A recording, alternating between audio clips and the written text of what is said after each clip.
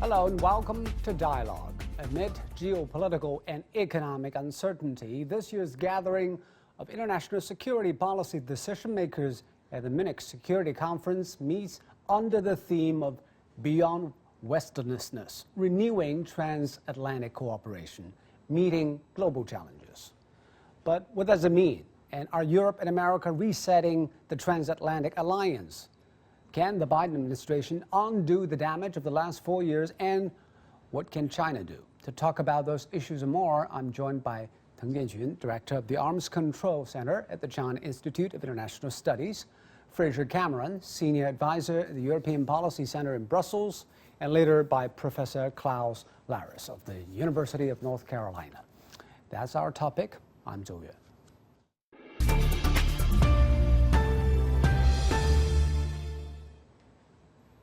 So, Mr. Teng, why don't we start with the theme of this Munich Security Conference this year? Beyond Westlessness, renewing transatlantic cooperation. Why do Europe and America need to renew their transatlantic cooperation? Actually, this is a policy adopted by President Biden. During Trump's administration, the military alliance, has been damaged by the policy of the United States. For example, Trump, President of the United States, would like to ask for more money from the state members of NATO and from European countries. But this time, during his speech, I think on February 4th. You mean Biden's speech? President Biden delivers a speech related to his foreign policy. He addressed the importance of cooperation across Atlantic Ocean. And he would like to pay much attention to the establishment of military alliance in dealing with challenges such as the strategic competition from major powers, terrorism, climate change. So this time, I think the United States actually put a lot into the theme of MSC. But I remember that Trump has been questioning the alliance viability by asking European ally countries to pay more for NATO expenditure. Do you think Biden will give up all those claims? He would like to change a little bit. On one side, he would like to ask for more money from the European countries, including the NATO member states.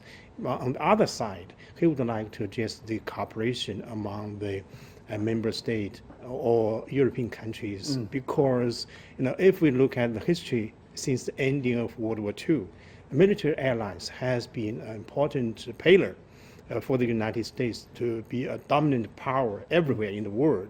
So this is a state policy by the United States. Only when President Trump, when he was in White House, he asked his security advisor, Bolton, he said, "Can we withdraw from NATO?" This is a very surprised question by the then President of the United States. I don't think President Trump at that time had a good understanding of the military alliance for the United States. So this time, Biden, the current President of the United States, returned to the normal track.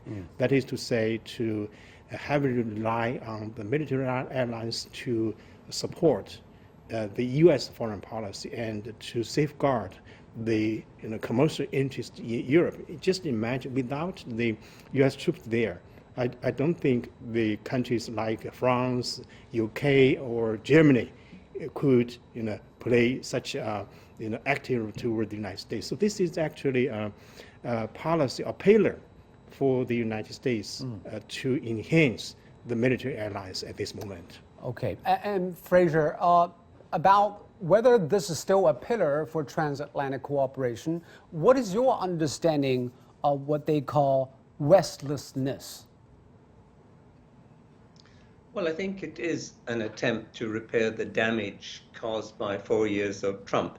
If you look at the senior officials now in the Biden administration, they're all confirmed transatlanticists, including the president himself and Jake Sullivan, Antony Blinken, etc. So I think the heart is there. But of course, the first problem is they will not have the time or the bandwidth to devote to foreign policy. The first priority of the Biden administration is dealing with the pandemic, Yep. restructuring the economy, and only third will they turn to foreign policy. So I think one has to take that into account. Yes, they want to improve the transatlantic relationship, but you can't do it overnight just by changing the administration. But look at what Biden has just done, from stopping troop withdrawal from Germany, rejoining the WHO, rejoining the Paris Climate Agreement. He seems to have done everything that Trump has done that harmed the relations transatlantic. Do you think it is good enough to restart or resume the transatlantic cooperation? Yes, it's a good start, but of course there are still problem areas. I mean, Biden, for example, has reiterated the sort of America first and trade policy. So there are ongoing trade tensions. There's still a lot of tariffs, for example, that America has put on EU products. There are still differences, even though yesterday they narrowed the differences as regards the Iran nuclear deal. And there may well be differences in dealing with China as well. And this is why Europe is slightly hesitant. They obviously welcome Biden overwhelmingly. But if the United States does not get its act together internally, if Biden basically does not succeed in the next 2-3 years, there could be another Trump-type figure in the White House. And that's what concerns Europeans, that this was not just a one-off phenomenon. It's a fairly fundamental realignment of U.S. politics. Yeah, that's interesting, because actually a lot of Europeans have doubts about American politics and policy, because according to a recent survey of 15,000 people in 11 countries in Europe by the European Council of Foreign Relations, most Europeans welcome the election of President Biden, but do not think America can return to global leadership. Yes, probably President Biden is a favored choice for many Europeans, but they understand that Biden came to office without the votes of more than 80 million Americans. Indeed. I mean, the American political system is broken. That is widely accepted. But it's also very difficult to amend it. And of course, because the Senate's on 50-50, and it means Kamala Harris will have to be constantly there to provide this sort of casting vote, it means that it's quite limiting what changes Biden can introduce. And of course, his first priority is going to be the economic recovery bill, and he needs the support of the Republicans. Now, Europe, and indeed China, the whole world, has a stake in ensuring that the American economy stays healthy, because it is an important actor in global trade and the global economy.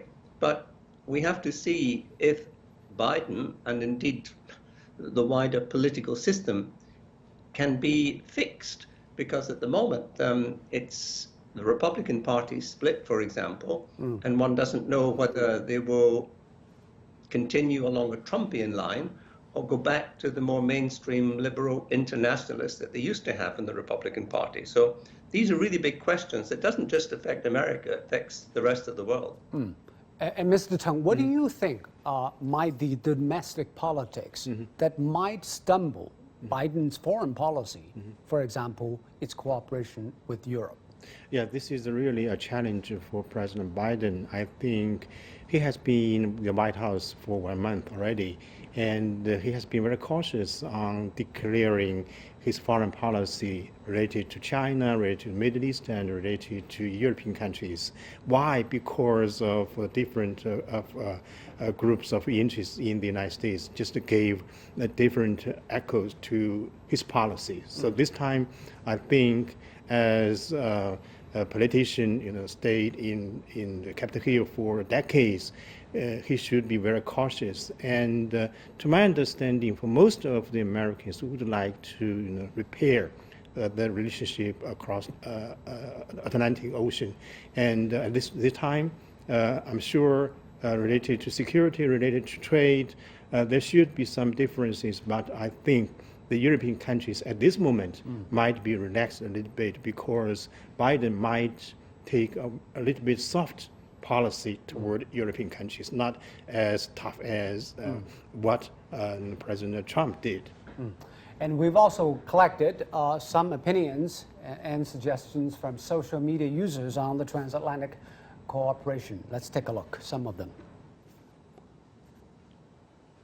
Well, we have asked our media users for some comments. Luke McGee said, the stench Trump created in Europe is so pungent that 4 years of Biden won't waft it away. The Transatlantic Alliance might never go back to normal. Not everyone thinks this is a bad thing. So, Fraser, what is normal then?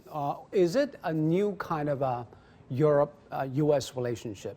Of course, we understand Biden will probably practice some different policies, but American politics will still be there hanging over the relationship. Indeed. And of course, I mean, the American sort of global footprint of the last 50 years has not been the norm throughout American history. And I'm not saying America is going to retreat back into isolationism, but there is no appetite amongst the American population for extensive global commitments or any further wars. And Biden is very much aware of that. He has to ensure that he can reach out to the American worker and demonstrate that any international commitments actually are going to benefit him and the worker. And that's why, you know, he's been very cautious, for example, on saying anything about international trade deals.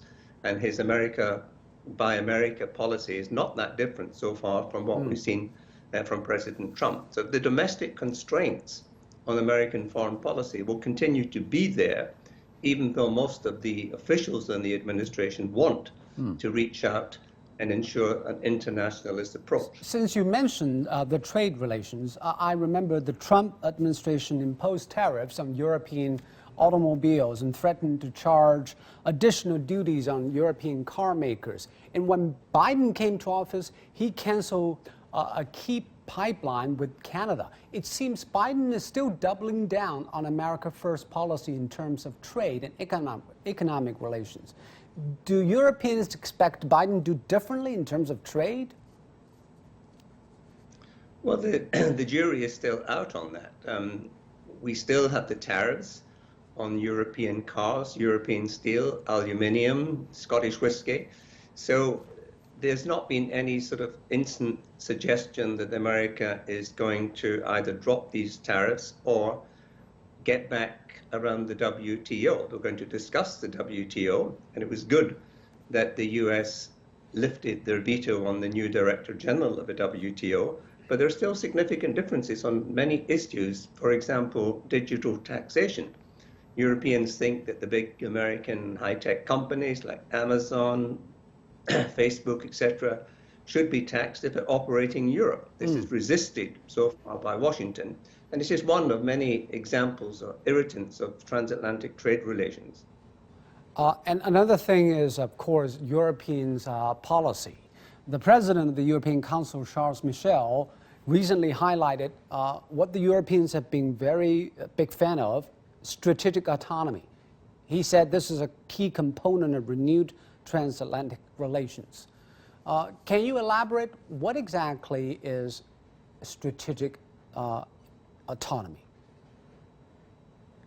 Well, no one has really defined it, but importantly, Chancellor Merkel and President Macron have both given their support to the concept of Europe being in charge of its own destiny. This means in terms of security, in terms of economy, in terms of trade, Europe should be able to look after its own interests. And this is not going to mean a decoupling from the United States overnight in security, but in the longer term, Europe will simply have to do more for its own security and regional security. And the same, it will have to take on responsibility for protecting its own economic interests vis-a-vis the United States or China or Japan or anyone else. And that's why there's been a new trade policy just coming out this week from the EU. And this altogether backs up the concept of strategic economy, being able to defend your interests better on the world stage. I want to elaborate that. In terms of security, do Europeans want their own independent armed forces apart from NATO? And in economy, what does it mean for strategic autonomous trade policies? Do they still need NATO's collaboration and coordination with Americans? Yes, certainly on the security front, there have been questions raised about NATO, including from President Macron, but there's no consensus about either dissolving NATO or changing its core mission, which is to deter Russia. I think, though, that America, this administration, will want, A, to keep up the pressure on Europeans to do more for their own defense, and B, to take on more responsibility for security in their neighborhood, principally in the Balkans, in the Middle East, North Africa. And that, I think, will be a rough division of labor, which will be pushed on both sides of the Atlantic. On the trade front, it simply means that we're going to have to manage the differences we have. There's not going to be a TTIP, a transatlantic trade agreement, as we tried to do a few years ago. At best, I think there will be some sectoral agreements trying to improve regulatory convergence on standards, etc. But there's not going to be one big deal. There will be sectoral deals. Mr. Tang, it seems that Biden's wish is to consult with European allies and have a united stance against China in terms of trade. But if Europeans insisted on strategic autonomy, that wouldn't be very easy, because Europeans' relations with China is different from Americans' relations with China. Yeah, you're right. I think, politically speaking, I don't think EU can stand only with the United States at this moment. This is not a policy of taking side. So I think on trade or economy, if you look at the development of China in recent years, you should know that the cooperation between China and the European countries at this moment is very good. It's so far so good. So I think actually they've signed a bilateral investment. Yeah, if you look at the policy adopted by EU countries or others, some other European countries, you can see the best choice for them to have is to have a more balanced relation with China on one side and with the United States on the other side. This is the trade and economic consideration. If you look at the political consideration, the EU countries or EU would like to be a pillar of the multilateral world. If that's the reality, and China already overtook the U.S. as EU's top trading partner in 2020, what kind of economic policies that the United States can extract it from Europeans on China?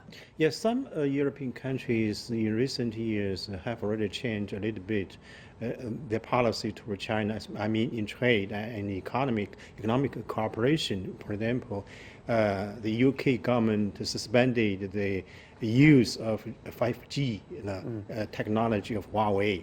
And this is actually a result of the U.S. pressure on European countries. And on other aspects, including the financial cooperation between China and the European countries, I'm sure the United States would like to be a dominant player in this game.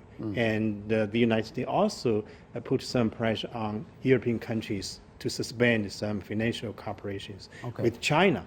Because if you look at the banks in Frankfurt or in London, most of the banks are from the United States. The U.S. financial sector in Europe should be a very important part of... Because they're financially very interconnected, Europe and America. And the U.S. financial play, I mean, in Europe, has been there for decades, and even today is still the dominant player there. So I'm sure the EU countries, to some extent, will follow the suit of the U.S. policy toward China. I mean, the strategic competition with China. And if you look at the recent Defense Secretary Conference of NATO, they all agreed, of course, at the support of the United States or suggestion of the United States, they all agreed to move a little bit from European countries to Asia Pacific region. So this is actually a policy led, given by the United States, and the EU countries will follow the suit of the U.S. so-called strategic competition with China. We have another guest on the line, Professor Klaus Larus from the University of North Carolina. So, Professor Larus, what is your expectations of this meeting?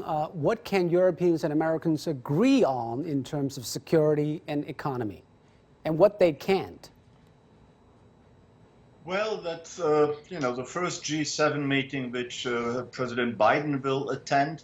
And when we look back to the last two G7 meetings when President Trump was still in office, these were disastrous meetings. These were very contentious meetings where the Western countries hardly were able to agree on anything. So now there's a lot more optimism. There's the expectation that things will get done. And one of the first tasks is, of course, to deal with the pandemic and with the distribution of vaccines all over the world and not just in Western countries. And President Macron of France has suggested to give 4 to 5% of each country's vaccines to the developing world. And that will be discussed, and perhaps some progress will be made. The United States is not keen on doing that. They want to dedicate more money, but not actual vaccines to give to the COVAX initiative. But we will see. But there will be a lot of other things will be discussed, like climate change. Probably relations with China will be discussed as well. So I think that will be a meeting which will see an effort to unite Western countries again. I want to pin you down on the China policy part. Of course, there are strong wish from Washington that they will have a united front to tackle China. But will that substantiate? What will be in the way? Yes, I mean, both sides really agree on the China angle. You can say even under President Trump, what the Europeans and the Americans were able to agree on was largely policy, the approach towards China. There are differences in nuances, slight differences in approach, but the overall picture is really that here the United States and the Europeans are on the same side. They believe they share values and they share interests. And what they are both worried about is the economic relationship with China.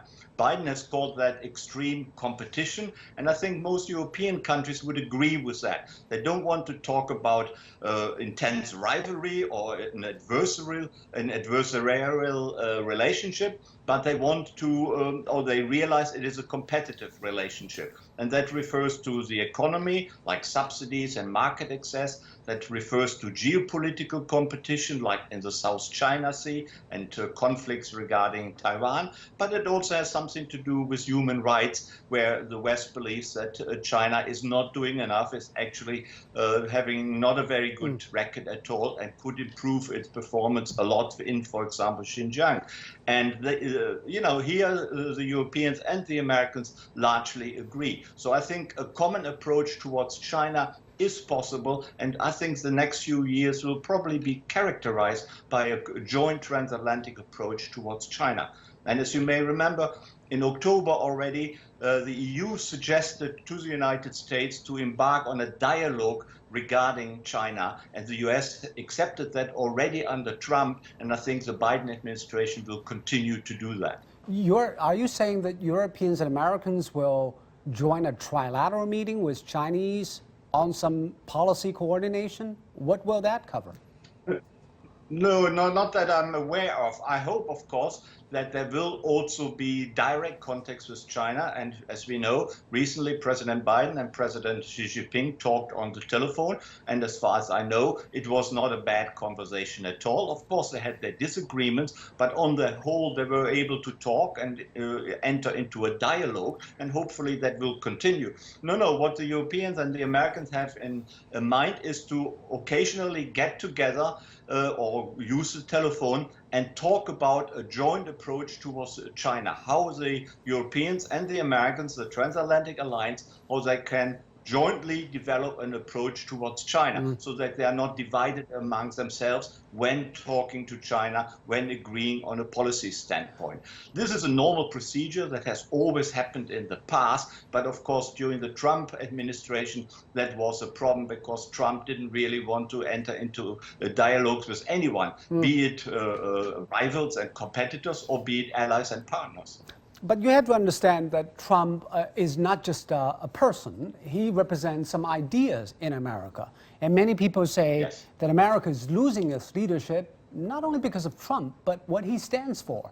So do you think global leadership of America is in trouble? And what will that affect transatlantic cooperation?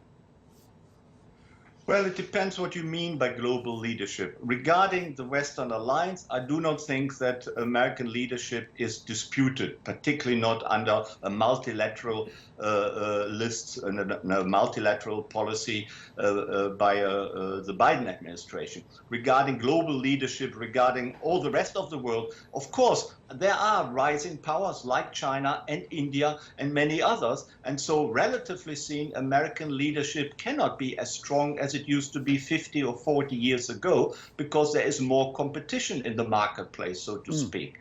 But that doesn't mean that the United States will not continue to occupy one of the leading positions in world politics. But of course, it will have to enter into a more active dialogue than it used to do, let's say 40, 50 years ago, or even 30, 20 years ago, with, for example, China and India, but also other up-and-coming countries like Brazil or perhaps Saudi Arabia and the Middle East. And I think the Biden administration is aware of that and will have to do that. Within the Western Alliance, I think the United States is still the undisputed leader, and the Europeans are actually glad that there is another, a new American president who is engaging again rather than ignoring them or abusing them. I think, Mr. Teng, global leadership means you are taking the lead. You are willing to make sacrifices. You are willing to help others. But currently, America is obviously going more nationalistic than ever before. So that will be a problem for America. Yeah, you're right. I think this is tradition for the United States, especially for the old Americans to be the leader of the world. And during the speech by President Biden early this month, he said America is back and American would like to resume the leadership of the world. This is a dream for the United States, and this is tradition for the United States. But on the other side, we are facing multilateral world. We are facing the globalization of world trade, and also different cultures gave a very important impact on the development of our society. So I think the United States should first change a little bit its mentality, not only to use the Cold War mentality to engage so-called strategy competition with major powers. I think the number one job for the United States at this moment is cooperation, including dealing with the pandemic in the United States. And Klaus, there's a poll recently saying that at least half of those polled in the 15 countries in Europe surveyed wanted the governments remain neutral, the Europeans, in case of a conflict between US and China. What do you think of that? Well, yeah, even the question, I think, is strange. We shouldn't really be talking about a conflict, meaning a military conflict. There will be conflicts, economic and political, of course, but that is normal. But to talk about a military conflict with China, I think this is unthinkable, and no one should even consider it. And because a military conflict with China would probably also mean a nuclear conflict. Who wants that? And of course, the European public doesn't want it. They say, no, we don't want to have anything to do with a military conflict between China and the United States. I think we should not really go down that road at all. Okay. We should do all our best to prevent even the remotest possibility of something like that happening. And the way to do that is, of course, by engagement and by talking to each other. Thank you very much, Klaus, and thank you, Mr. Teng. You've been watching Dialogue here on CGTN. I'm Joe in Beijing. Thanks for watching. Goodbye.